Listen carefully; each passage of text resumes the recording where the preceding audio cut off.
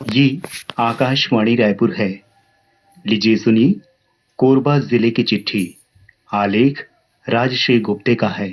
श्रोताओं नमस्कार। जिले की चिट्ठी के आज के अंक में हम लेकर आए हैं कोरबा जिले की चिट्ठी। इसके जरिए हम आपको अगले 5 मिनट में जिले में चल रही विभिन्न गतिविधियों से रूबरू कराएंगे। श्रोताओं, प्रदेश में इन दिनों मतदाता सूची के विशेष गहन पुनरीक्षण SIR का कार्य चल रहा है। इस अभियान के तहत कोरबा जिले में मतदाताओं को गणना प्रपत्र वितरित करने का कार्य लगभग पूरा कर लिया गया है।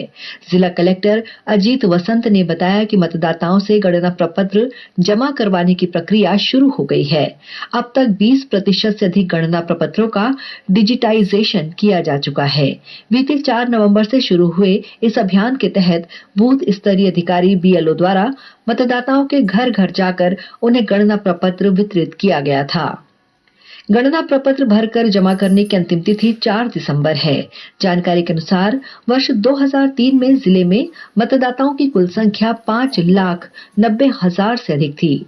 वर्तमान में मतदाताओं की संख्या बढ़कर 9,51,000 हो गई है।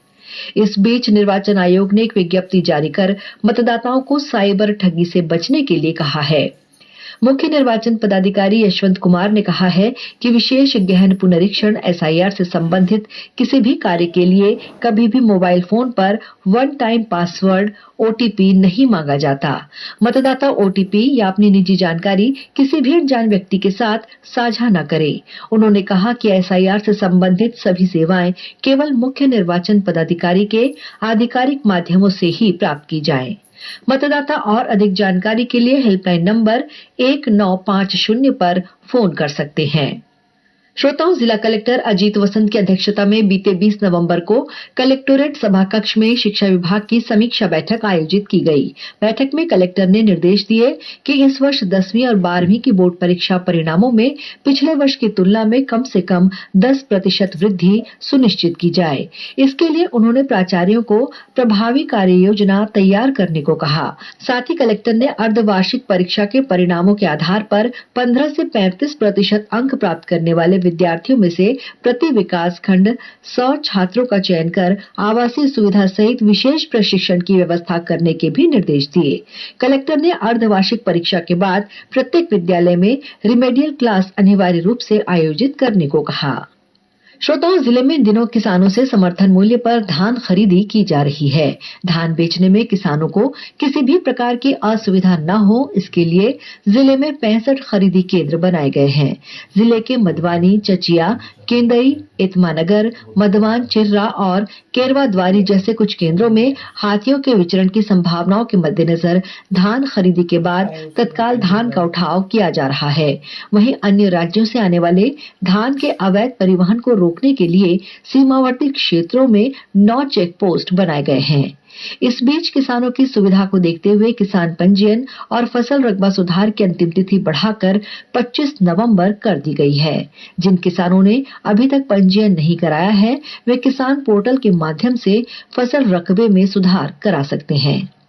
श्रोताओं, कोल इंडिया ने खदान प्रभावित भू विस्थापित परिवारों की महिलाओं को आत्मनिर्भर बनाने की दिशा में ठोस कदम उठाते हुए माइनर क्लोजर प्लान तैयार किया है। इसके तहत SECL क्षेत्र के अंतर्गत बांकी, परैना, पौनसरा, भेजिनारी, कुचैना और अर्दा की 17 स्व सहायता समूह की 93 महिलाओं को मशरूम उत्पादन का प्रशिक्षण दिया गया। श्रोताओं, कोरबा नगर पालिक निगम ने जल कर की राशि कम करने का निर्णय लिया है। अब संपत्ति कर जमा करने वाले परिवारों को हर महीने 200 रुपए का भुगतान जल कर के रूप में करना होगा। पाइपलाइन के जरिए जल आपूर्ति का लाभ लेने वाले परिवारों को अब मीटर और खपत के अनुसार जल कर नहीं देना होगा। वहीं व्यावसायिक नल कनेक्शन धारियों से 800 रुपए जल कर लेने का निर्णय यथावत रखा गया है। श्रोताओं, हसदेव नदी के तट पर स्थित झोरा घाट पिकनिक स्थल का कायाकल्प किया जाएगा। इसके लिए कटघोरा वन मंडलाधिकारी को योजना का प्रस्ताव तैयार करने को कहा गया है।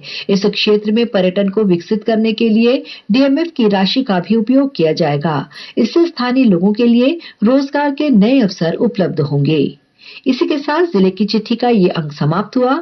अगले रविवार एक नए अंक के साथ हम फिर मिलेंगे। तब तक के लिए नमस्कार। अभी आप सुन रहे थे कोरबा जिले की चिट्ठी। आलेख राजश्री गुप्ते का था।